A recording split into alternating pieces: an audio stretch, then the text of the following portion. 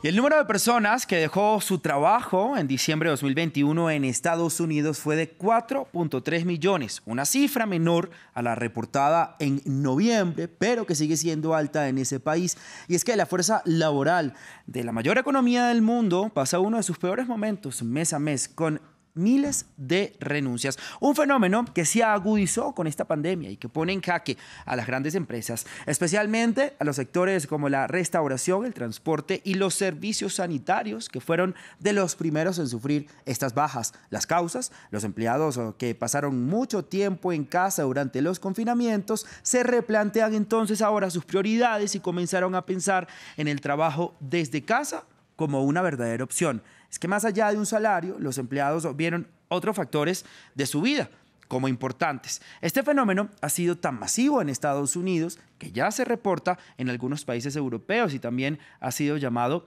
la gran renuncia o la gran dimisión. Y para ello entonces saludo a nuestro primer invitado del día, se llama Alberto Bernal, es economista y estratega global de XP Investment. Gracias por estar con nosotros, Alberto, en Directo América de France 24. Y por supuesto, ¿en qué consiste entonces esta gran renuncia o la gran dimisión y por qué se da este fenómeno?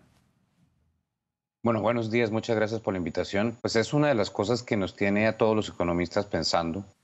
Como ustedes decían en la introducción, aquí hay cosas que tienen que ver con la forma de ver la vida de las personas después de la pandemia. Digamos, es algo, por falta de otra palabra, decir espiritual o un cambio de las prioridades de la vida. Eso es un evento. Pero también hay unas cuestiones muy técnicas que tienen que ver con la pandemia todavía, ¿no? Hay que decir, el Census Bureau en Estados Unidos hace una encuesta para tratar de entender qué está pasando y por qué razón hay tanta gente que ha salido de la fuerza laboral.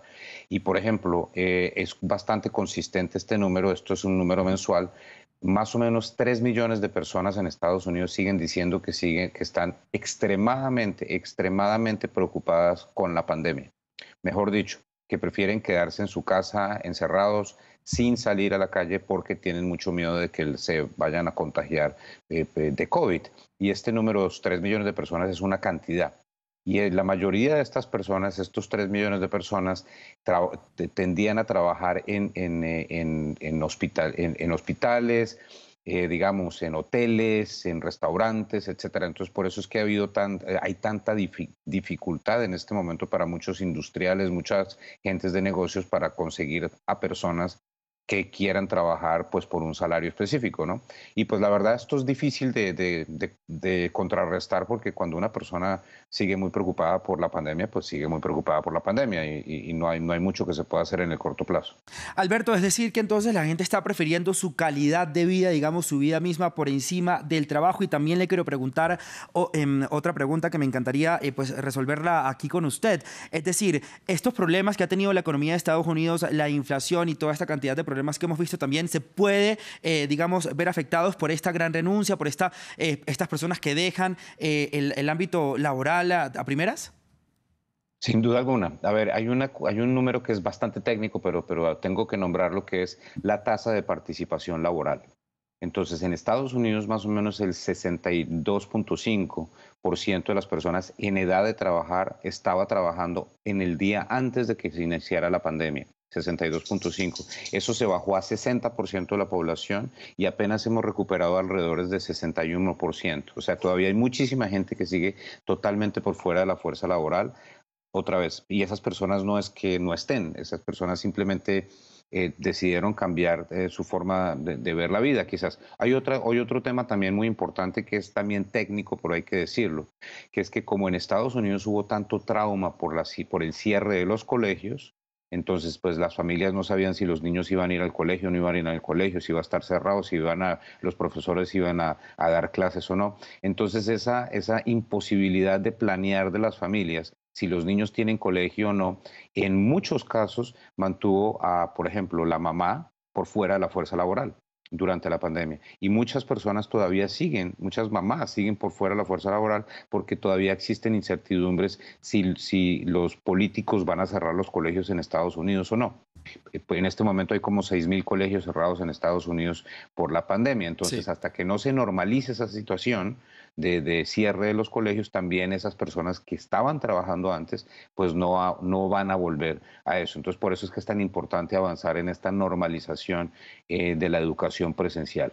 Ahora, Alberto, estamos hablando de Estados Unidos porque, por supuesto, pues ahí se originó todo este término de la gran renuncia, ¿no? Pero trasladando todo eso a nuestra región latinoamericana, América Latina, ¿podríamos ver algo similar? Digamos, las condiciones de economía y laboral están en disposición para que la gente también pueda decir, pues yo renuncio por la pandemia o porque prefiero mi calidad de vida. O sea, ¿qué pasa con América Latina y si podemos ver algo similar? Pues es difícil que veamos algo similar porque pues aquí tenemos que tener en cuenta también que Estados Unidos es un país desarrollado digamos, con una capacidad de darle subsidios específicos a las personas o de ayudar a las personas que están por fuera de la fuerza laboral o que permiten tener, porque eso también ha sucedido también, muchas personas, por ejemplo, muchos camioneros, personas que manejaban un camión 10 horas al día, etcétera, etcétera, y recogían los containers en los puertos, etcétera. Esas personas han replanteado su vida, muchas de esas personas han replanteado su vida y por lo tanto, por ejemplo, hacen Uber o hacen DoorDash o hacen otra cosa diferente que les da menos ingreso, es cierto, pero que con el replanteamiento que han hecho en su vida por el shock de la pandemia, pues prefieren estar en esa situación. En nuestra región es menos probable que suceda eso. ¿Por qué? Porque pues somos una región pobre. Entonces las personas tienen que trabajar.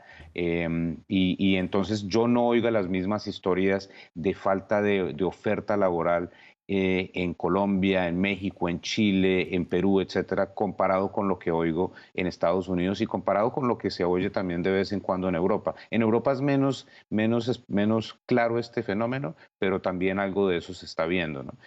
Pero en Europa quizás sí ya sea también muy parecido al tema de Estados Unidos, de que la gente quizás se replantea su trabajo, su vida y dice, yo para qué trabajaba 40 horas Sí. al día, más bien trabajo 20 horas y toco guitarra en el resto del tiempo, que es lo que más me gusta hacer.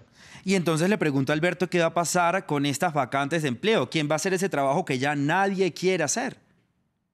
Pues mi estimado, esto lo que va a suceder es lo mismo que está pasando en Japón desde hace 20 años, que es que cada vez que uno entra a un McDonald's o a un Burger King, etcétera, o a un Wendy's en Estados Unidos, cada vez ve menos personas y cada vez lo recibe más es una pantalla Samsung de 52 pulgadas donde uno presiona para pedir su Coca-Cola, sus papitas y su sándwich de Sí. pollo, ¿no? O sea, cada vez más automatización de los procesos porque pues entre mayores sean los salarios para esa escala de la población, mayor el interés del dueño de la franquicia de un Wendy's o de un McDonald's Mm. para automatizar su restaurante, porque si no, pues se le pone muy difícil dar un producto a un precio adecuado. Entonces, eso lo están reportando muchos estudios también en Estados Unidos, una aceleración en el proceso de automatización Sí. en los procesos para poder contrarrestar esto. Pues ahí quería llegar también un tema muy interesante para tratar la automatización del trabajo y pues estos trabajos que ya no van a ser presenciales y lo van a hacer máquinas por nosotros. Alberto, gracias, un abrazo. Con muchísimo gusto, saludos a la audiencia y gracias por tenerme en el programa.